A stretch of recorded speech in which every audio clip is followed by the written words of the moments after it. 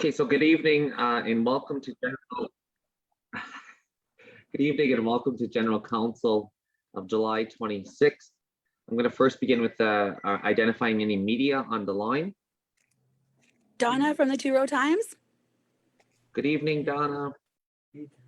I also have in the chat Bree from the Turtle Island News present as well. So for the record, both Donna Durick from the Two Row Times and as well as Bree from the Turtle Island News. I'll go into next item into any changes, additions, or deletions to the agenda.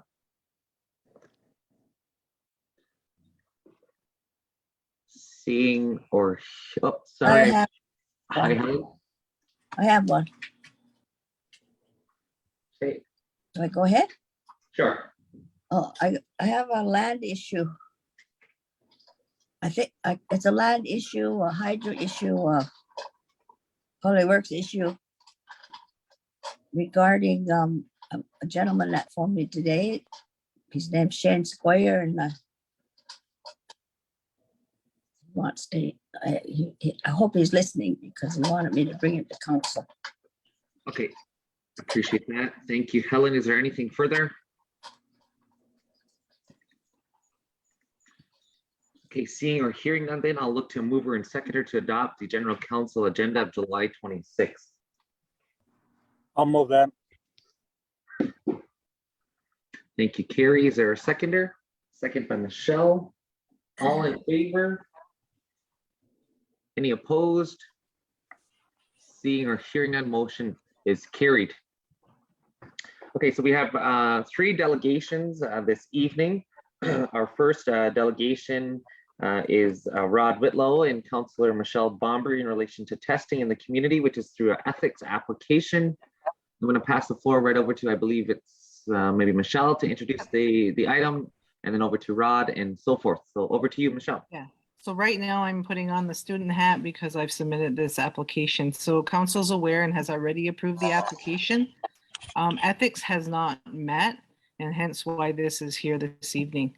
So typically these would go to ethics because what we are going to be doing in addition to the radon gas is we're looking to, of those 100 households, to ask them some questions in regards to their health. As all council received this evening, or not this evening, probably last week, Rod and Sarah put together the questions that will be asked of those households. And the promotion for this item will actually go into both local newspapers. So again, maybe just a refresher, we were approved to assess 100 community dwellings for any exposure to radon gas. And what we want to do is ask those additional questions and then from there develop a strategy for housing and how to mitigate should we have to high levels of radon. Rod, if you'd like to add anything extra, you can. So I know Sarah is not on the call today, so yeah, we have met with Sarah, and once this project gets up and running, once the funding is secured, we are planning to implement a working group with representatives from various departments. So health services will be involved, and what we want to do is we just want to align the questions. It's probably going to be around less than 5 or so questions because of the fact that lung cancer exposure to radon gas is the #2 cause of lung cancer.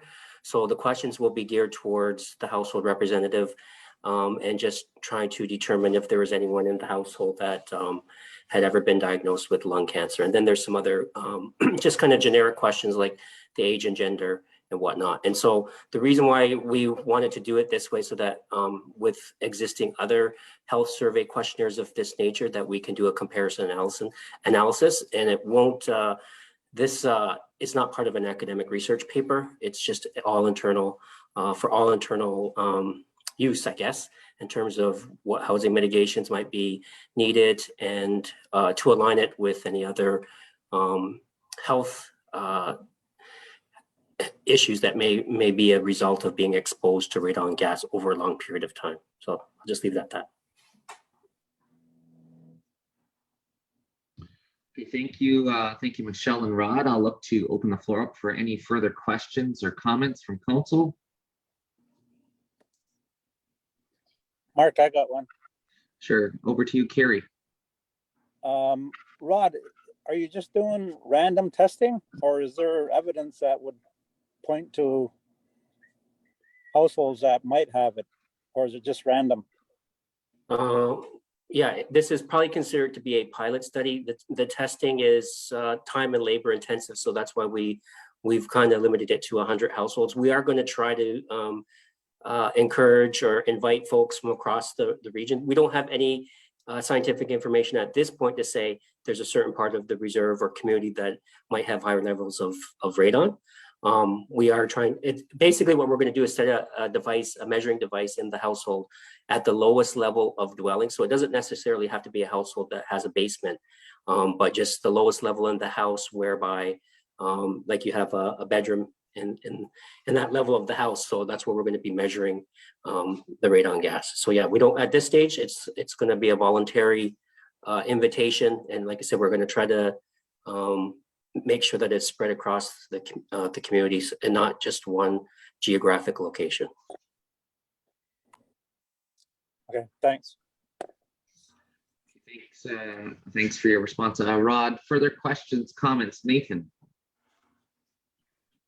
I've read the application a few times, so I'm good to go. And I'll just put forward the motion to accept. I do appreciate that. Thank you, Nathan. So this motion on the floor to accept and approve the application of the radon testing within the community as presented. Is there a seconder? Second by Sherry Lynn. Now, are there any further questions or comments in relation to the motion? Seeing or hearing none, then all in favor? Any opposed? Seeing or hearing none, motion is carried. Just want to check to make sure. I don't think we can maybe do second reading after. I believe we have another ethics application. Maybe we'll just do second reading after that one. Okay, thanks. Thank you for that, Rod and Michelle. I'll look to, I'm not sure if we have our second delegation online as of yet. I don't see Amy Wright. Sorry, I just want to confirm with Brooke. Is Amy in the waiting room? Hi, Chief. No, she is not, unfortunately. Okay, I know we are a little early. I think she was scheduled for 6:30, so perhaps we will come back to that. I just want to check in as well, Brooke. What about Joe Squire? I think he was also told 7 p.m. Again, Joe is not. Okay, so when they do enter, then we'll go back to the delegation portion. Okay, Council, I'm going to continue to move right along then.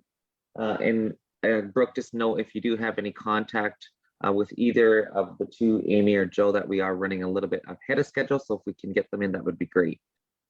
Of course. Okay, I'll go right now to the adoption of the General Council minutes of July the 12th.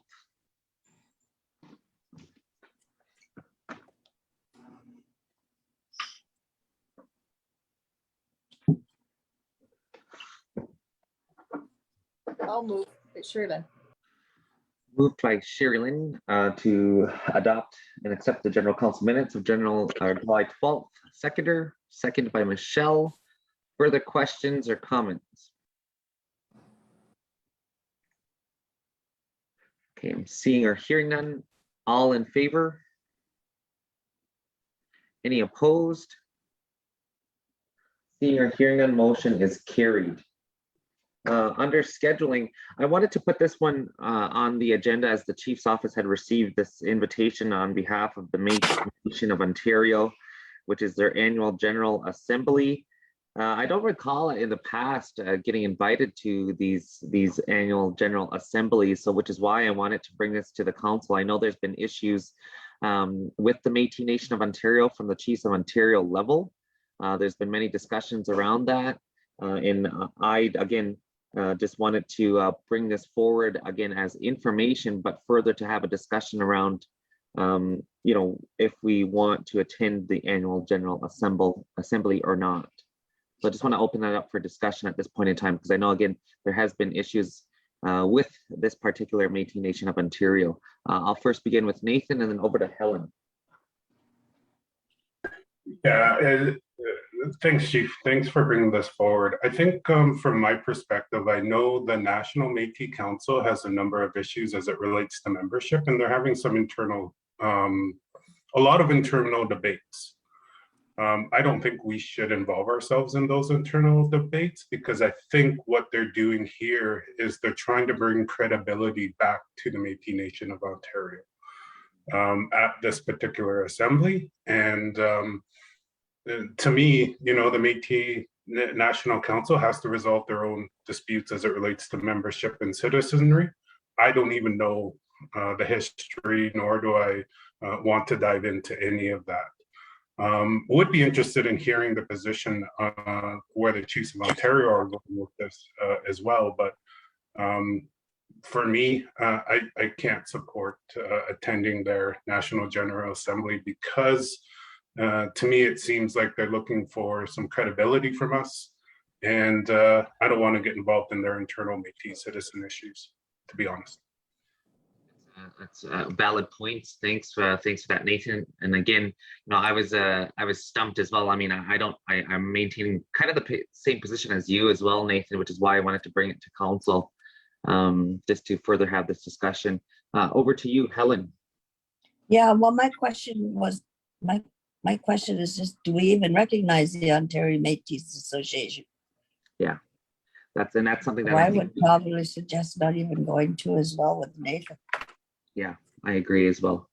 Is there any further comments, questions in relation to this item? Again, this was just to put it on our radar, and to Nathan's point, I'll further follow up on the Chiefs of Ontario's discussions within this as well. I know this has been a kind of a hot topic for some time, so we'll look to bring those materials back and then create our own position on this matter as well. But I think at the time, I do agree with both Nathan and Helen that perhaps for now, we should just send our regrets. Is there any opposition to that? I'm seeing thumbs up. Okay, thank you for that, Council.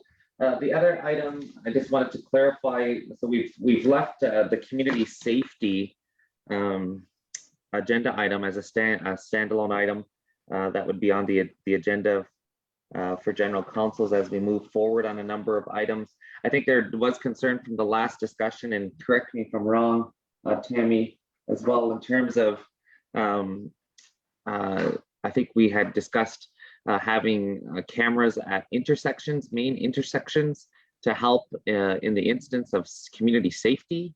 Again, this is all in the early stages of discussion. Looking to the plans on how because it's obviously have to be a multi-pronged approach in terms of community safety. I think this is generated out of, you know, the bullying issue, what was happening within our community as well with different, you know, activity and so forth. And so I think there was some community members concerned with cameras being placed within, or rather they could see their residents and wanting to know more of the privacy pieces on that. Is that correct, Tammy? That's right, especially when somebody's, their next door neighbor might have a video camera and it's pointed at them. So they're concerned about privacy issues. So that's why it's on the agenda, just again, as we maneuver through our plans and our you know, what we're trying to do, you know, to make sure community safety is always priority, as we all know, but, you know, furthering putting in plans, you know, to the overall bullying issue, the activity that's been happening in our community lately. So that's why we've continued to put this agenda item on our agendas for those discussions and plans. Helen? Yeah. Can we have an update, now that you mentioned bullying, can we have an update on that bullying task force? Because it sounds to me like it's kind of at a standstill and hasn't really done anything. Yeah, so there's actually the task force itself. Tam, can you just confirm? I think you said the last one. Yeah. You want to just kind of provide an update really quickly? Sure. Actually, I believe the task force does want to come and speak with council, because I think there's a bit of, they're trying to complete their terms of reference, but they're kind of need some more direction from council on what it is exactly council is expecting from them, so that they want to make sure that if they're covering that off in their terms of reference. So I can invite them to the next general council, and then they can pose those questions to council directly. All right. Okay, thanks for that, Tammy. Okay, so we'll leave it at that. We'll get them on the next council agenda. In fact, I have yet to reach out. I'm reaching out to a couple families as well who've been involved in different incidents. And so that's going to be all part of the plan as well in terms of trying to get more suggestions, ideas, strategies, and involve community at large. So we'll have that on our next agenda. Okay, so that being said, as we await our next delegation, I'll go over to Helen for new business. Oh, sorry, just before I go to new business, Nathan has his hand raised. Just in going back to the residential security cameras, I did receive a call last week with some concerns on this. And I was, to be honest, I was stumped because I know a lot of members and residents are starting to put those security cameras up, and they're pointed at certain directions. And this one community member was concerned. She sees this camera pointed right at theirs, but it's also pointed at the driveway too when you go look at it, right? So it is a security camera, but I actually was a little stumped, and maybe we need to do a little bit of work on proper installation of cameras and whatnot, because I have a camera, but it's pointed and situated right straight down, so it can see people coming in, but it can't see anything else. So I don't know. I was stumped with the question myself, because yeah, to be honest, and I am as well, in the sense of when you look at the gist of things. I mean, everyone has the opportunity to have cameras across their whole property if they so see fit, right? So I mean, that's always going to be a challenge when you're dealing with neighbors. I think the more concern that we had in relation to some of the issues of assisting policing and so forth was at the main intersections, so like the village, and obviously we would look to have those just focused in on the intersection itself. So it's difficult, I think, when we get into the residency area, because again, it's like, how do we then tell someone, well, you can't point your camera around there, but they still have their property lined, so it is a tough go, I think, at this point. Helen, and then over to Hazel. Yeah, I would think too, it's probably a privacy issue. If your neighbor's got his camera pointed at your place, do you want him to see who's coming and going and stuff? My cameras that I have, I can see right from my house to the road, but they're just little weeny ones. You can get little weeny ones and they do marvelous things. So I can see cars pulling in my driveway, even if I choose, but mine's not pointed at nobody's house or nothing. So I question the privacy of doing that. Yeah, I agree. And I think it's maybe, setting that message to community as well. And it's really, it comes down to common courtesy, I would think, to respect your neighbors and that privacy. Hazel?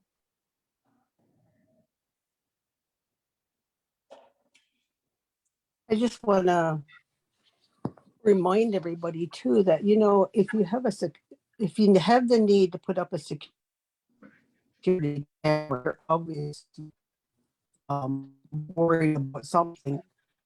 So in terms of a security camera, it's going to cover a wide range. And to me, that's a good idea, because if people are going to perceive that the camera is pointed right at them, I don't think that's the intent of anyone, because an example being, if everybody recalls when, I can't remember the girl's name, when she was walking home and she was hit by that car. Wasn't the security camera at that restaurant that was near the road at that time, wasn't it good that security camera picked up what had happened that time and helped to identify and solve that? Like, I don't think anybody's putting up a camera to point it right at somebody because a security camera is supposed to cover a wide range. That's how I look at it anyway. Thank you. I think definitely good points, Hazel. So again, I think it's going to take a community effort across the board when we talk about safety and making sure that we maintain that as a priority. So again, we'll look to continue to have this discussion and where we go to in relation to the camera discussion on the intersections, or rather the busy intersections. And again, that's part and all in tandem of a multi-pronged approach to community safety, in addition to the bullying task force, or what's happening in our schools, assistance with the police and different instances and activities. So there's many things I think that we could further discuss on this issue. So we'll look to bring this item back. And again, it is a standalone item as we move forward here, so that we can maintain the status of each of these discussions. Okay, I am going to actually, just before I go to new business, I'm going to go over to, we actually have Amy who's joined us now. So good evening, Amy, and welcome to General Council. I know this is in relation to, I believe, supporting the journey to fatherhood in relation to your ethics application. So I want to welcome you to General Council, and I'll pass the floor right over to yourself. Very much. Thanks so much for having me. What a privilege. I'm glad I was able to make it. I am a nursing professor at U of T, as well as a nurse practitioner at McMaster Children's Hospital, and I just finished a shift. So I'm glad I was able to make it. Thanks actually for having me. And yeah, we presented at ethics. And so I wasn't entirely sure how much detail you wanted me to present, but I'm happy to present what we did there, or do sort of an abbreviated version if that's better. Yeah, I think if you can, I think even just a refresher on the application itself. Sure. And again, more of a background for council at this point. Sure. Yeah. Okay. Can you see that presentation? I might move it a bit. Or yes, we can. Okay. Is it big enough? I think Let if me you make can, it bigger. There we go. That would be great. Perfect. Okay. I just need to move you guys now. Okay. Always fun technical difficulties with every time. So yeah, so this project is, our short title is Fathers of the Next Generation. It comes with myself and my co-leads, actually, Rachel Van Avery and David Johnson, who are both community members from Six Nations, who really built this with me, and then also with a number of community organizations. Some of them now from Six Nations, and I'm sorry, this is a presentation before we added the Six Nations Social Services, so they're also collaborating with us. And Dr. Bonnie Freeman, who's also a community member, and Dr. Michelle Butt, as well as the Friendship Center, the Hamilton Regional Indian Center in Hamilton, and Indigenous Diabetes Health Circle from Niagara, and Six Nations.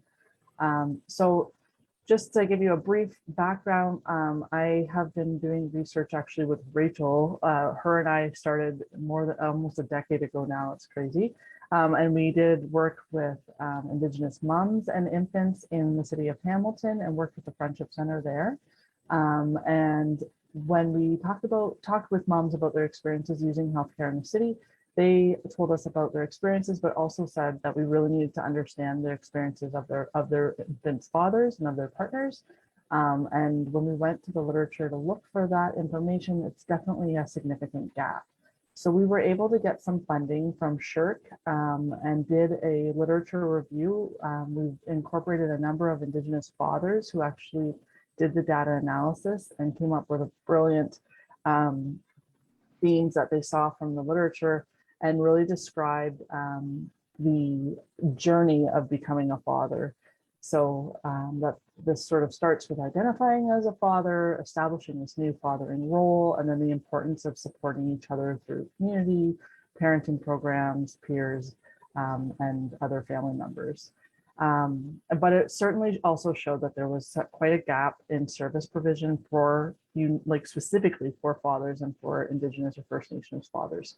So that's where the project has been born from. It's a 3-phase project, and we are seeking ethics approval for the first phase. So the first phase is a qualitative study doing interviews with fathers, Two-Spirit parents, and service providers, looking to understand their experiences related to that transition to becoming a parent, and their strengths and their needs. And then that study will inform developing a parenting program to meet their needs with community. And so in phase 2, we'll be looking for even more community engagement running a number of workshops to put together actual program that would meet their needs, and the needs will be identified in this first phase. And then in the third phase, we would run the program and get some feedback on it from the service providers, from the fathers and the two-spirit parents and go from there. So this first study is really some interviews with fathers, two-spirit parents, and service providers.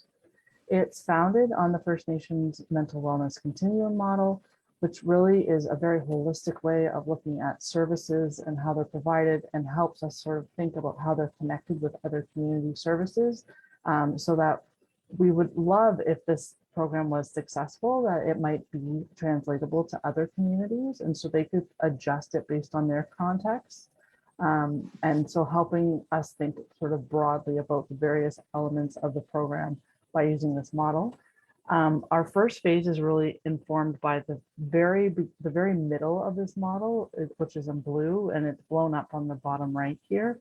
And that's the wellness framework. And so it's a holistic way of viewing health, physical behavior, spiritual behavior, mental behavior, emotional behavior, relationships, meaning, belonging, hope, and purpose.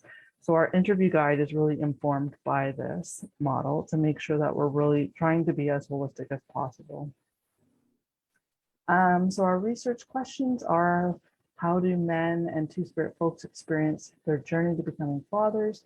What needs do they have along those journeys? What resources do they use? Do they find help? What are their strengths? That kind of, and then what do they need? And how do they envision a program that would effectively meet their needs?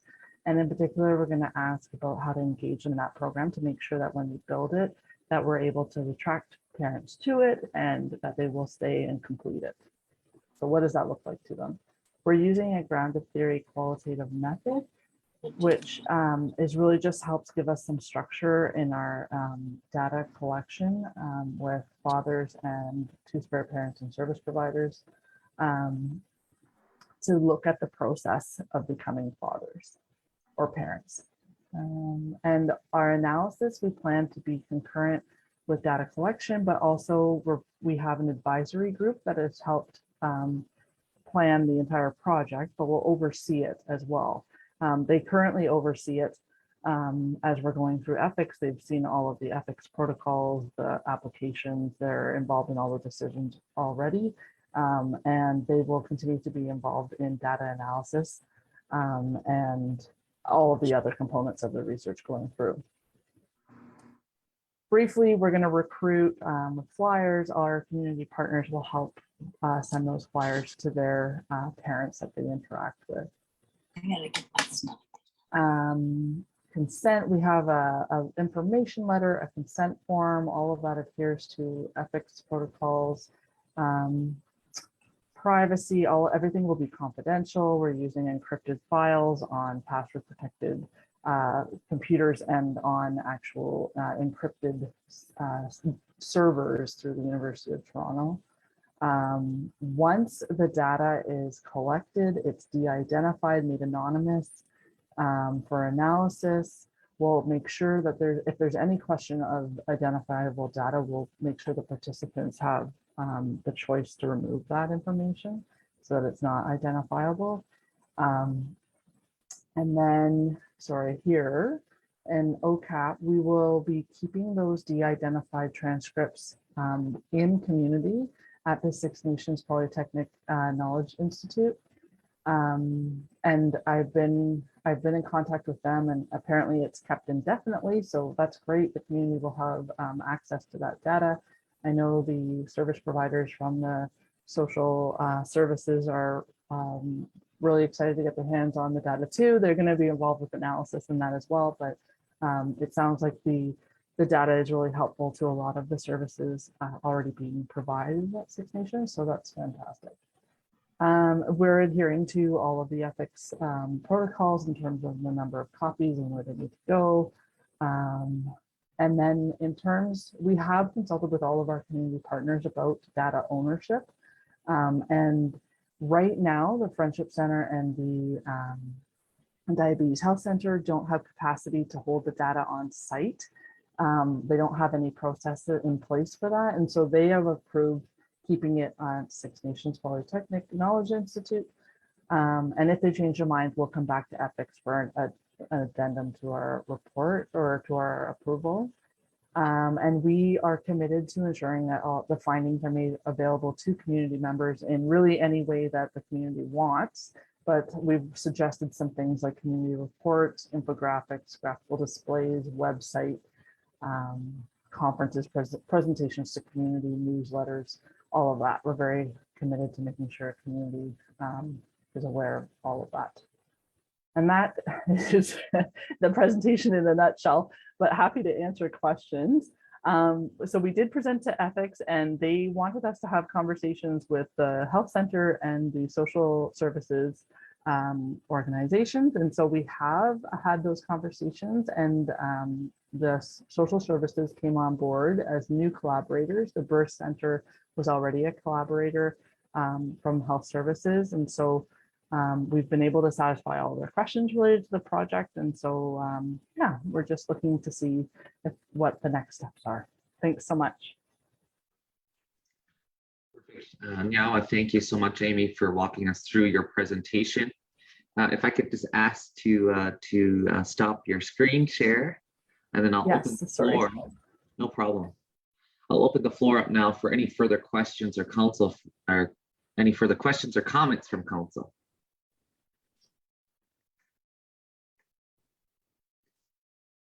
Just scrolling across my screen here. I see. Mark, I have a question. Okay, I'll start with Hazel, over to Sherry Lynn, and then Michelle. Hazel, you have the floor. Yeah, I have some questions, but I don't know. I don't even know how to ask them. Is this for young fathers, this whole program, like men who are just starting out in families? Is this who it's geared towards? It is geared towards people who are newly becoming parents. So yes, they don't necessarily need to be young parents, but they are sort of first-time parents.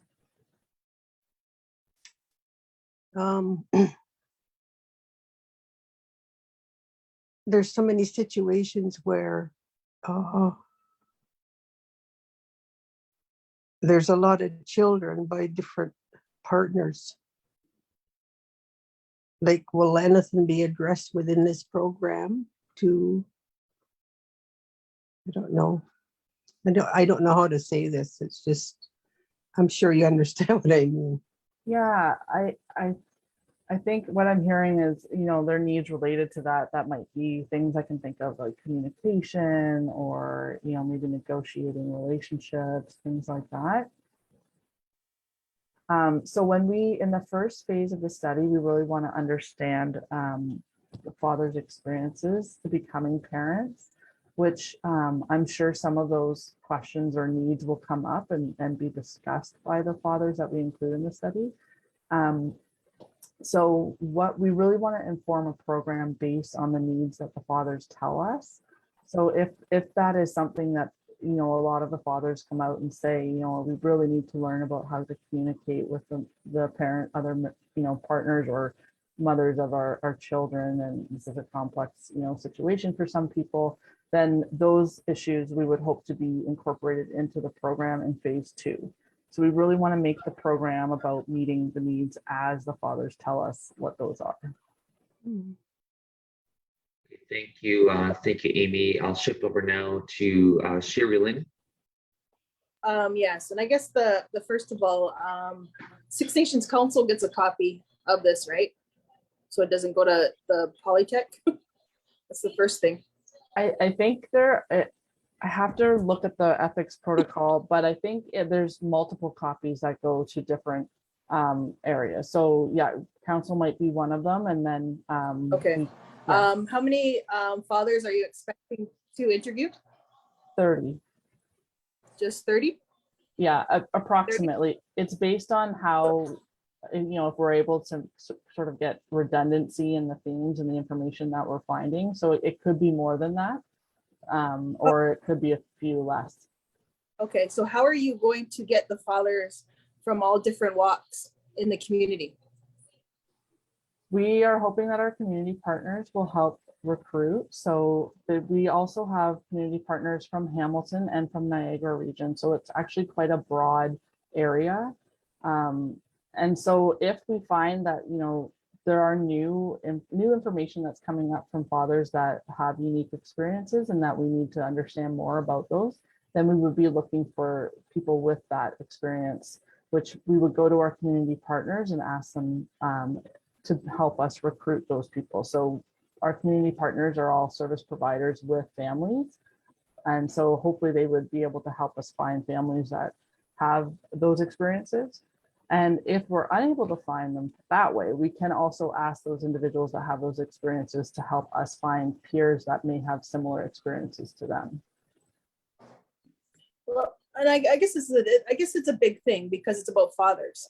And you're right, there's not many documentations or regarding fathers and their thoughts on things. So I'm glad to see this. I guess the part that I would like to see is the sense of trying to get all walks of in our community, in the sense of how is the relationship with the child? Do they care if they have the relationship with the child? Do you know what I mean? There's just so many aspects that I think is a valuable information to really look at the community to help our fathers. Are they asking for help? What are they struggling with? Do you know what I mean? Because again, I think we all know that it's hard for men to come out and ask for help and to be open. And I think this can be very crucial information for our departments and helping our young males to be able to identify their struggles and creating programs to help them with abandonment issues, relationship issues. I guess that's where I'm looking at it, because this is bigger than this 30 people. Because I'm not sure what we're gonna capture with 30 people out of how big our community is, and I know we will. But I just hope we get I guess a variety, and being able to use this information to create the gaps that are in our community. That's what I'm looking for. Thanks. Yeah, that's definitely a great point for sure. I think it will, as we start doing interviews with the fathers, if we find that there are ones with unique experiences and we sort of have these outliers of information, we will need to go looking for more information to sort of help us understand those situations. So I think you're right. We may very well end up with more than 30 people for sure. Our numbers are flexible. Thank you for that. Just really quickly, just on that. So in terms of I seen it's a 3-phased approach. Is that that number 30, you know, obviously, as you just mentioned, it's flexible, but is that number throughout each 3 phases, or will numbers continue to go up in the second or third phase? Right, so in the second phase, we're gonna plan the program based on what fathers told us in the first phase. And we would bring in a lot of other service providers and other community members that also have experience with other families. And so there would be more information coming in as well to help us build what should be in the program. So yes, it will be informed by many more people than just 30 fathers. Makes sense. Thank you for that, Amy. Michelle. Okay, thanks, Amy. And I totally agree. There's limited information. Actually, last week I was on a men's wellness gathering, and there is work that's being done in Australia and New Zealand, if you want to include that in your lit review. But I agree with Sherry Lynn. You need to have a diverse population, and if you're, you know, randomly sampling, I think you would get a good cross section. My only comment, or maybe it's a question, is when you gather all this data like we all do, what are you giving back to Six Nations? Because we always research community, but we know already the social determinants are going to come up. So how is McMaster, like, will funds come back into Six Nations? Right, thanks for that.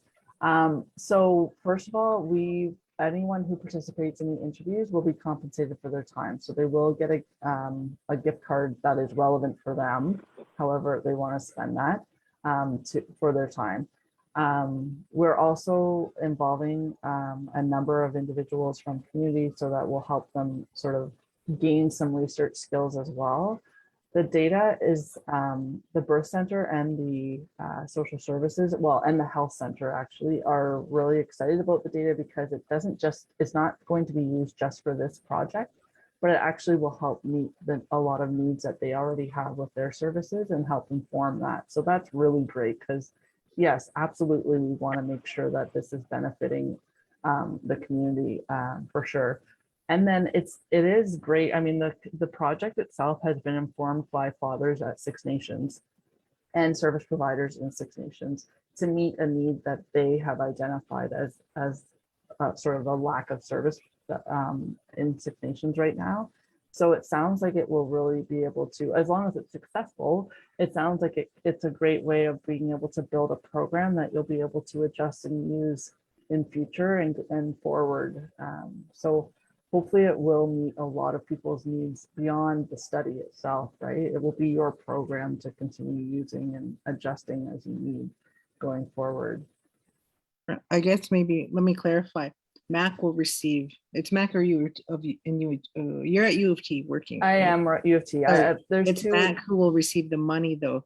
So my question is, how much of that would come back to Six Nations? Because this is what we typically find, right? Is we use our population, but Mac benefits, right? Like they're a pretty good research institution. So Yeah. how The can funds that actually back to are Six going to Nations? U of T, not to McMaster. But all of the money is being used to build the study. So actually a lot of the budget is to provide honorariums for all the community members that are participating.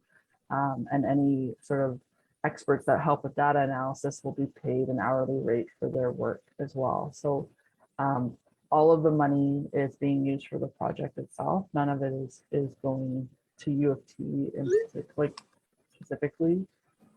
Yeah, does that help answer your question? I think we can talk about it more. It's more after the fact, right? Like the money coming for programming, will it come here? Because I anticipate there could be subsequent research, more money, but Six Nations will be left out. You'll get our data, no issues there, right? It's how to bring back money into our community. That's the comment.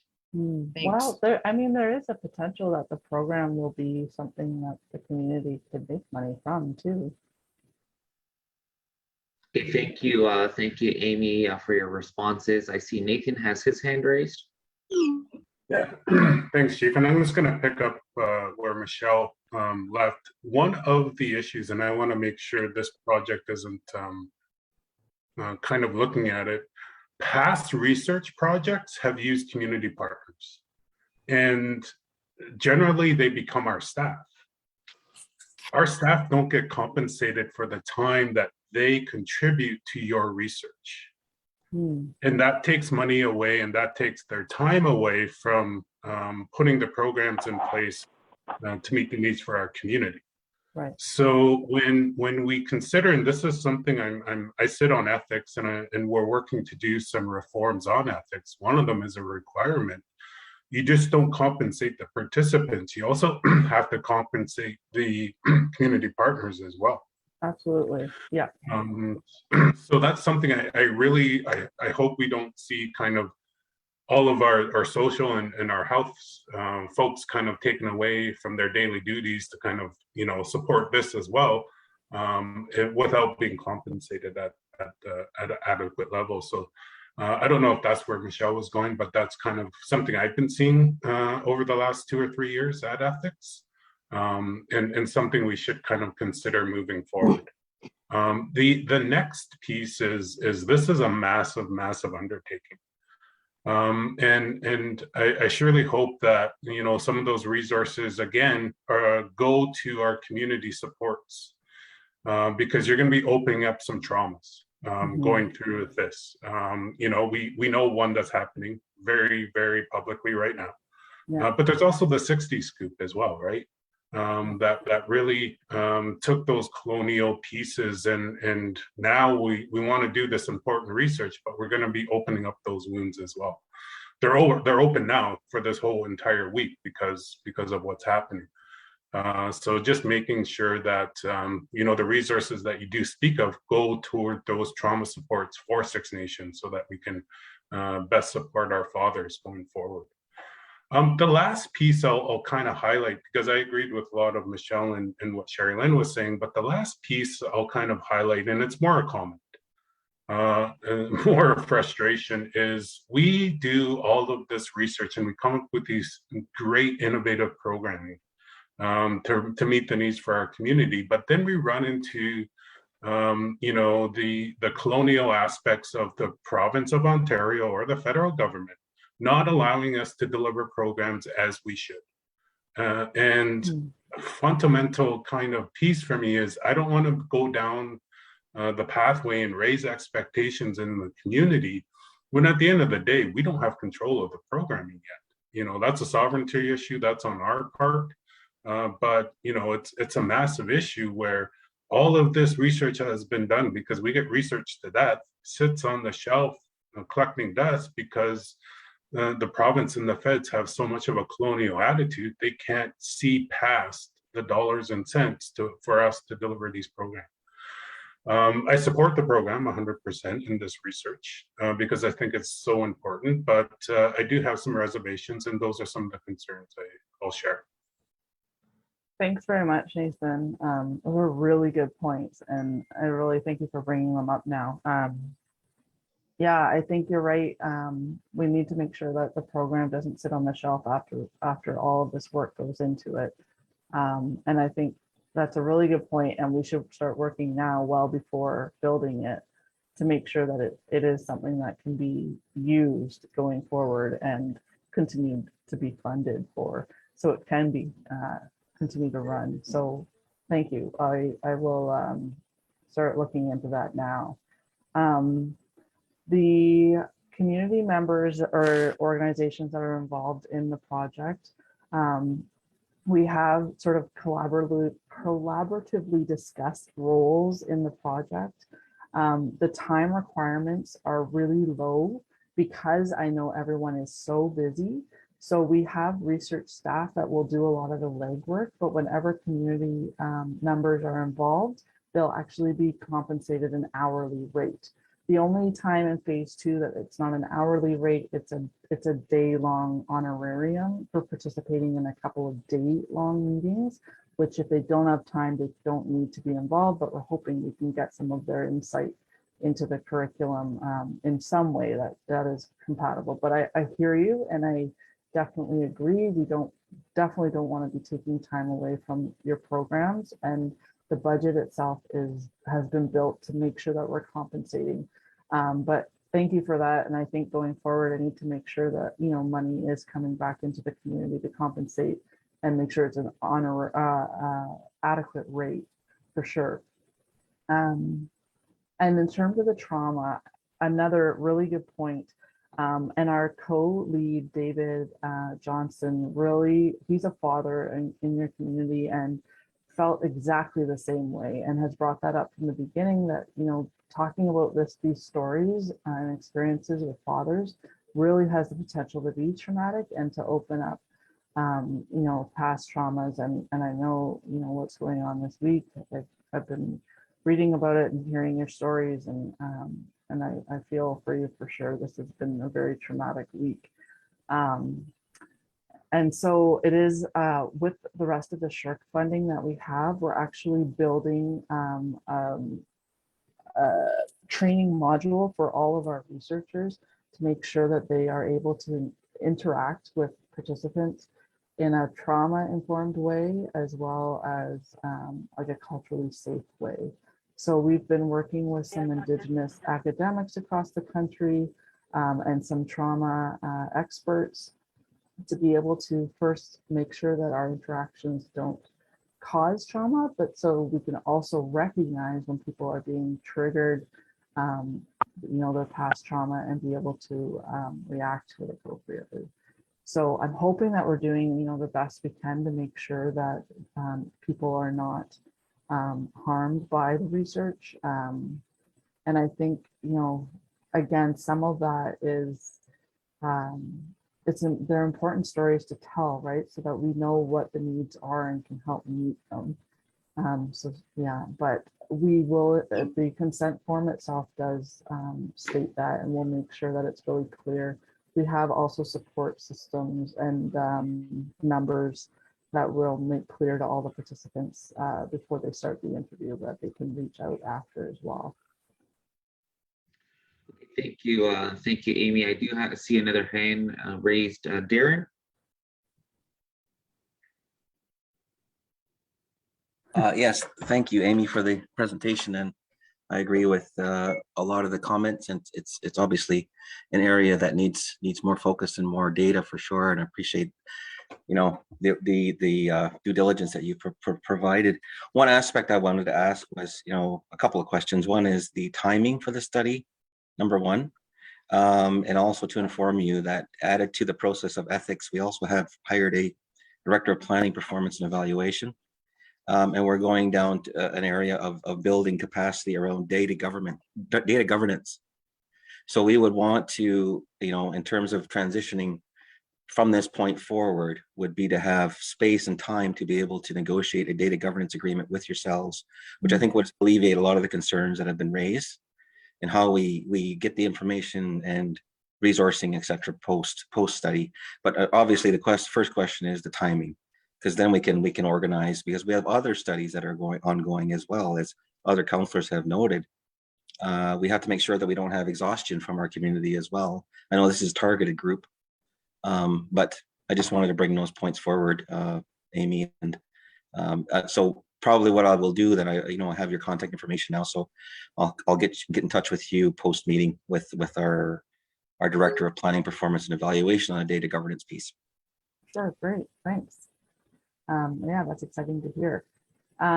It's the program itself, the 3 phases are each allotted a year each. So we are a few months into getting ethics now into this first year, and hope to start interviewing as soon as possible. We actually just got U of T's ethics approval this week. So we would get started as soon as we have your approval. Well, thank you so much, Amy, and as well, Darren, for your highlighting those points. And so I'll look to any further questions or comments for Amy at this time.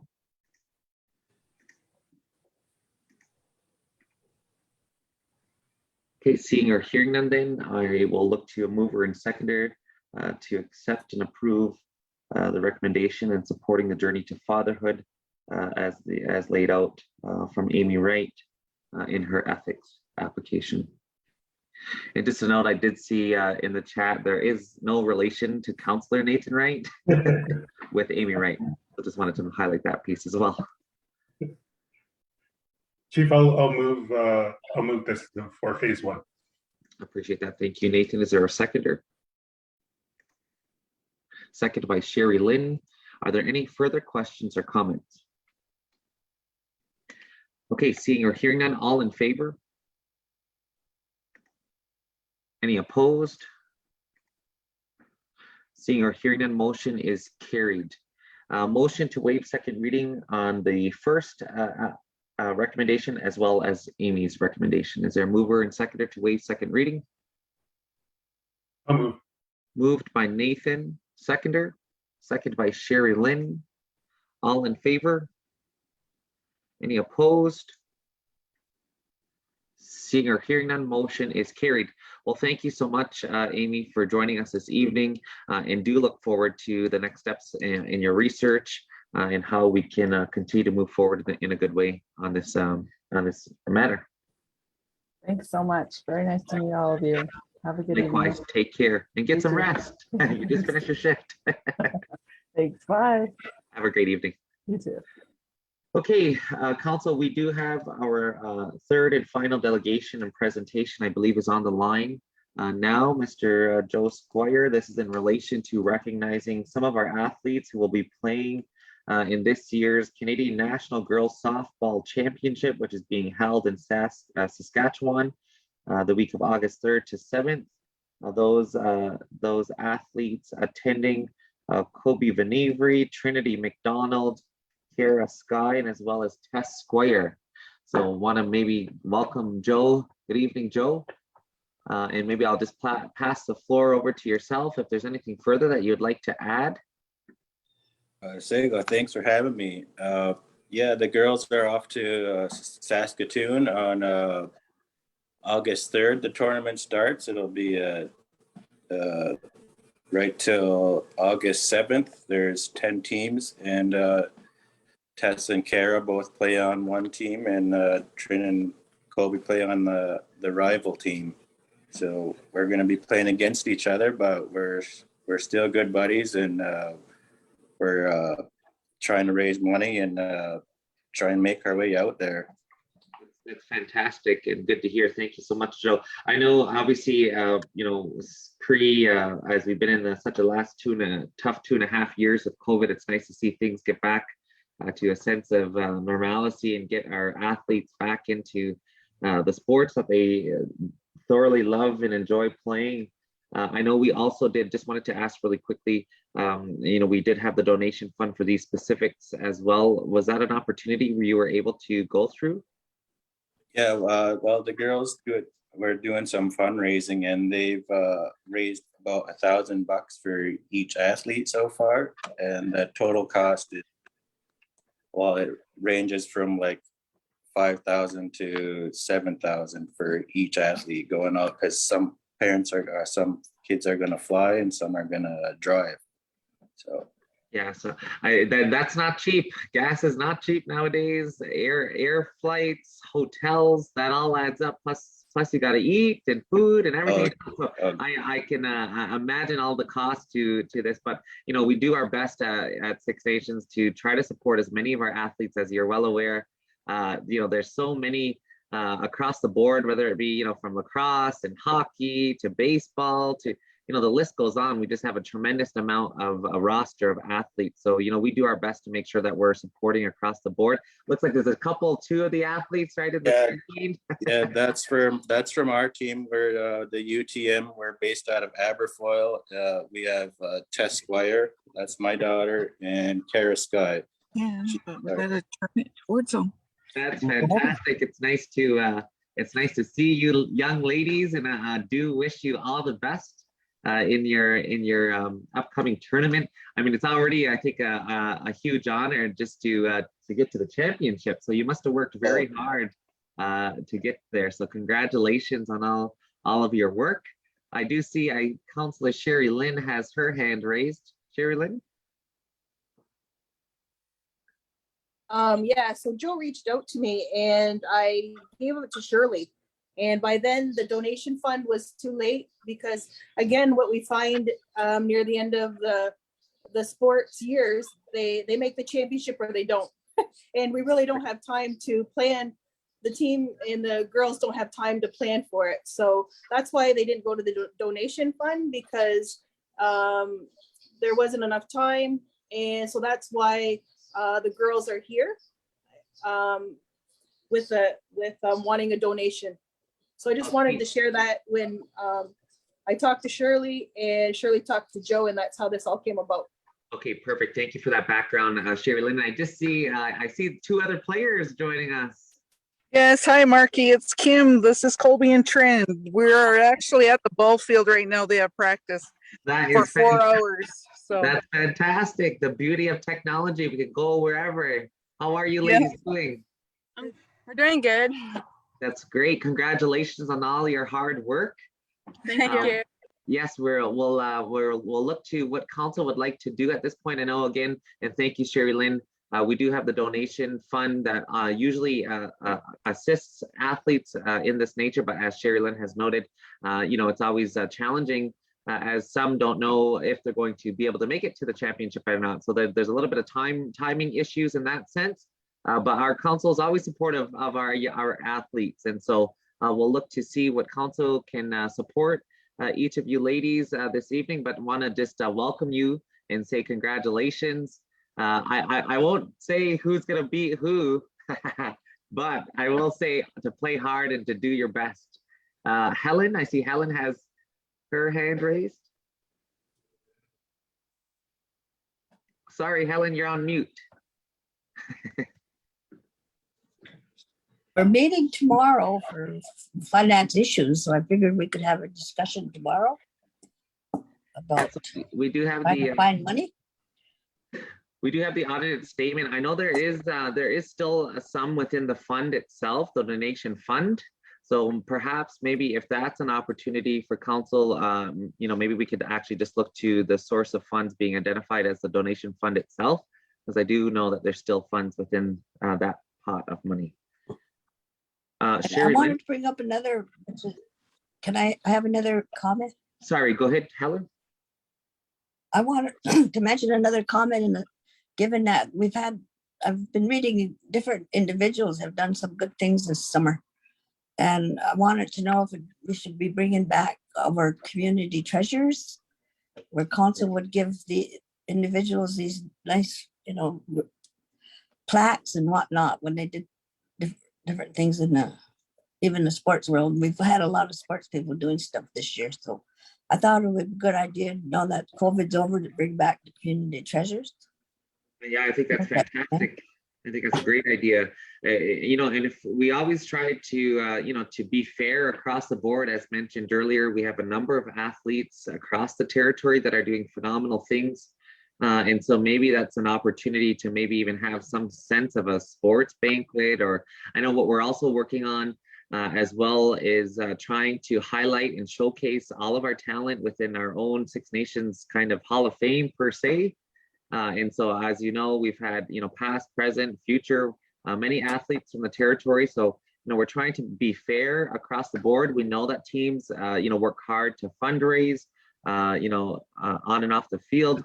We know there's so many things that come with sports teams and expenses and so forth.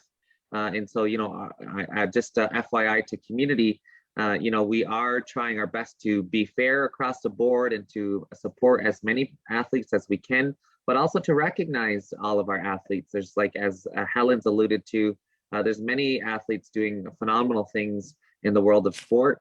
And so maybe that's opportunity for council to have a further discussion, even take it a step further, even post-pandemic, as we've all experienced such a tough 2.5 years, to maybe start to highlight and showcase all of our athletes across the board as we're getting back into, you know, playing the games that we all love. Sherry Lynn? How much was the donation fund now? I know we raised it. How much is it again? I think it's 50,000. I don't know what the actual. No, I mean per person who comes to the donation. Oh, I think it's dependent on an individual or organization. It's anywhere from 5 to 1,500. So it's all based upon individual or organization. Is there any further questions or comments from council?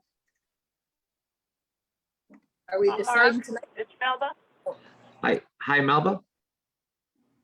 Hi, yeah, I'd like to say that certainly Helen had a word there, treasure.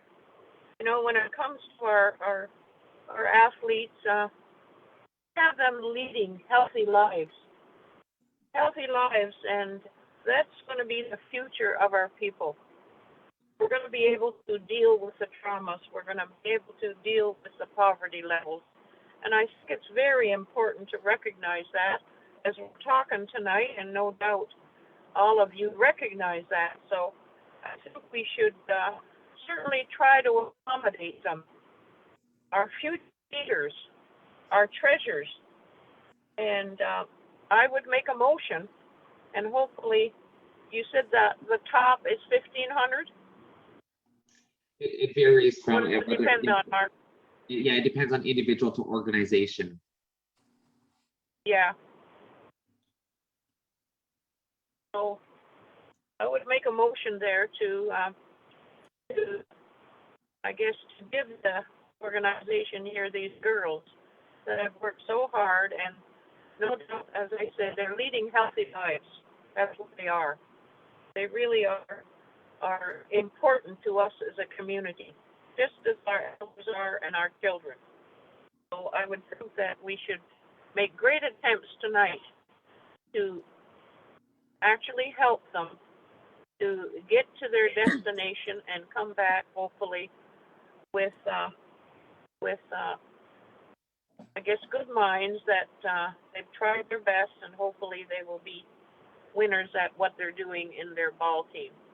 So I want to make a motion to I don't know how to word it, because if we don't know what they're entitled to, so I guess I would make a motion that we give the top entitlement of finances to this team so they can certainly continue on with their sports endeavors to come back with hopefully a good mind and continue to help our community in a good way. Okay, I do appreciate that. Just FYI, Melba, to your motion. So again, it's just Darren had sent me a message. So $750. This is at the donation fund as it currently stands, is for individuals, and $1,500 for associations or organizations.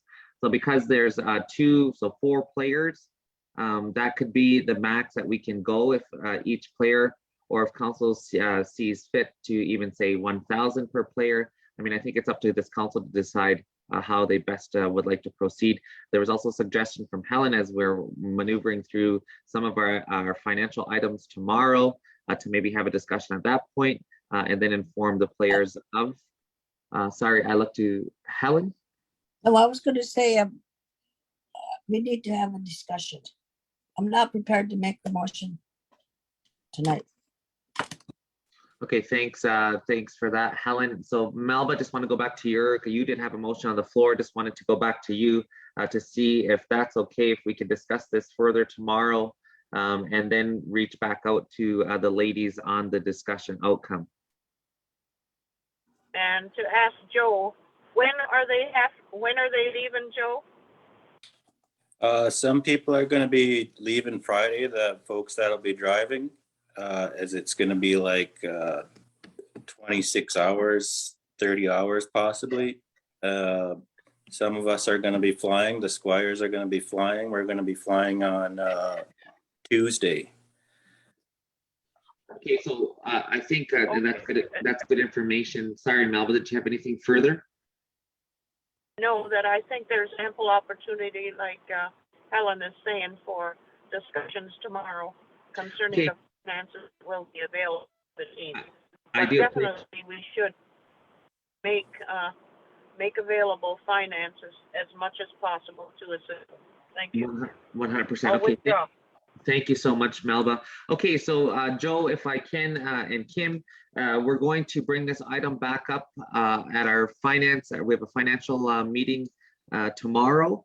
And so we'll look to, I mean, I think regardless of which we are going to support, it's a matter of looking at source of funds and making sure that we're fair across the board and so forth. And so we'll reach out for those who are leaving Friday so that, you know, funds can get to you as quickly as possible, whatever that looks like.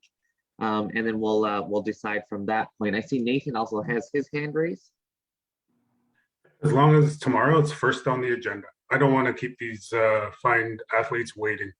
So first on the agenda tomorrow, that's what we're doing. 100%. Perfect. That sounds great. Thank you for that, Nathan. Okay, well, if I do want to say thank you to, oh, sorry, I see Michelle has her hand raised. Yeah, I just wanted to say, play hard, ladies. It's I think I've watched all 4 of you play, so I look forward to hearing you guys return. And yeah, I definitely think we will be supporting. It's just the amount we'll figure out tomorrow. So all the best, guys. Thank you. Thank you so much, Michelle. And as and don't forget that you're all champions, regardless. You've made it a long way, so you should be very proud. Congratulations, and we'll talk soon. Thank you. Thank you. Thank you. Have a good practice. Thank you. See you. Okay, Council, we do have a new business item, which Helen has raised in the beginning of the meeting. So we will look to that item at this point. Helen. Okay, I got a call from Shane Squire and I never referred him to committee because he's been through all the processes. And it's been 13 months and he's been kind of getting the runaround. The issue is his son wants to build a house. I don't know the number, but it's between Tuscarora and first line, second line between Tuscarora and Chiefswood, I think he said. The problem is there's a hydro pole with, you know how they have cables on the hydro pole that go down to the ground, while the cable's right in the middle of his right of way. And that's the only right of way he has because there's a house next door to him is really close. So he can't get a culvert put in to make a laneway because this cable is in his right of way. So he's went to Public Works to try and get a culvert, but Public Works can't do it because of that cable. He's went to Hydro. He's actually went to Hydro, talked to Hydro, and Hydro said it's not their responsibility. It belongs to the Six Nations Council. It's their responsibility. It is in the road allowance, from what it sounds. So he wants to find out who's responsible for that cable because he wants to put in a laneway so his son can build a house. His son's renting in Bradford and he said he's paying $1,800 a month and it's getting very expensive. And Public Works says it's Hydro. Hydro says it's Six Nations. So he's kind of getting really frustrated because he can't get any answers as to who can look after this cable that's in the middle of his right of way. So that's why I'm bringing it to council because, you know, like I said, he's tried everything on his own and he just hasn't gotten anywhere. So I didn't know the answer to the question because I just assumed it was Hydro, but they're trying to say it's Six Nations. So is there something we can do about this? I have no idea what direction we would go. That's why I'm bringing it here.